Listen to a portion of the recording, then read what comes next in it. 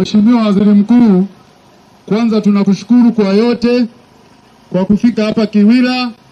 Mimi ni kiongozi wa vijana wa bodaboda, kwa majina ninaitwa Furaha Zuberi Mwakyusa. Naongoza bodaboda pasipo kujali itikadi zetu za vyama, naongoza mama ntilie, naongoza wapiga debe, naongoza mafundi seremala. Leo hii niko hapa kwa jambo moja tu, Mheshimiwa Waziri. Sisi vijana wa Kiwira pamoja na vijana wenzangu tumekubaliana kwa pamoja kuepukana na kila jambo lolote ambalo ni la ushawishi usiokuwa na sababu yoyote katika nchi yetu hii. Mheshimiwa Waziri, leo hii hapa Kiwira tulikuwa tuongei lugha moja, lakini tunashukuru Mwenyezi Mungu ametupa mlezi ndugu Patrick Mwalunenge, alikuja kukaa na sisi hapa Kiwira akatuunganisha mpaka leo hii unatuona vijana wote pasipo kujali itikadi zetu tunaongea lugha moja. Mheshimiwa Waziri,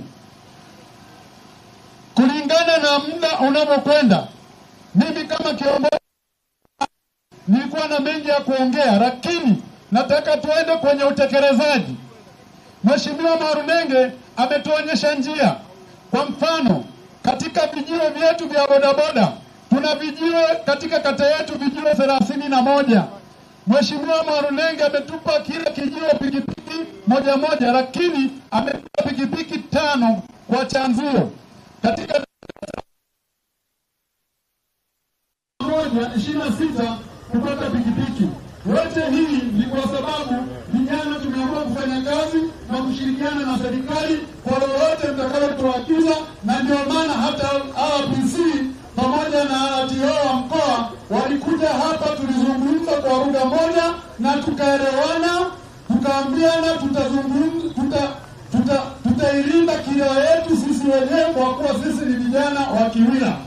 Mheshimiwa Waziri Mkuu, pamoja na hiyo, vijana wa Kiwira leo hii wameitikia ile sauti ambayo tumeasisiwa na mlezi wetu, mwenyekiti wa mkoa wa Mbeya, Mheshimiwa Patrick Mwalunenge ametuanzishia darasa la udereva kupitia bodaboda.